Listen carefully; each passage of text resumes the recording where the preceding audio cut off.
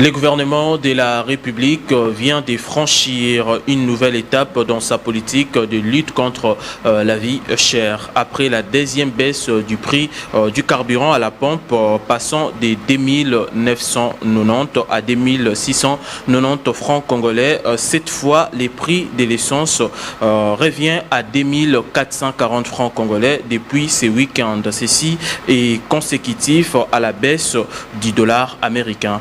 Image et commentaires.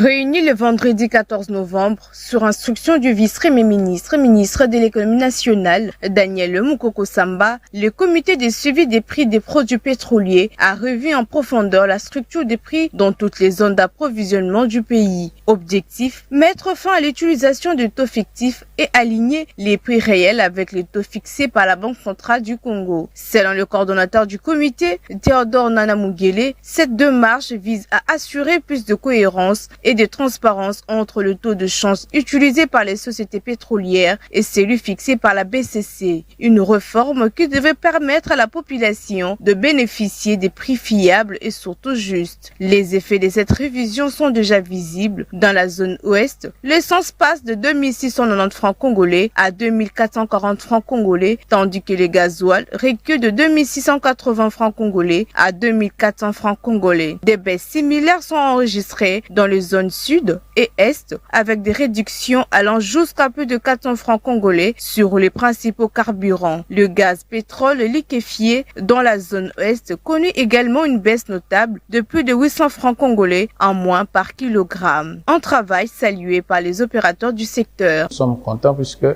par le fait que le taux soit baissé, ça donne la facilité à tous les autres opérateurs économiques de voir à quelle mesure ils peuvent baisser ou ils vont baisser le prix des produits, c'est-à-dire que l'impact il est majeur à tous les niveaux de l'économie nationale, puisque vous savez, quand le prix des produits pétroliers baisse, ça impacte pratiquement tous les autres secteurs et on constate cela sur les marchés.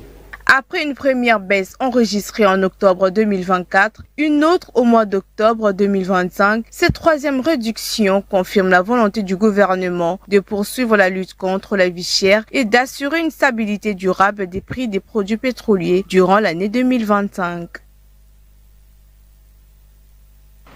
Direction les parlements congolais pour cette actualité.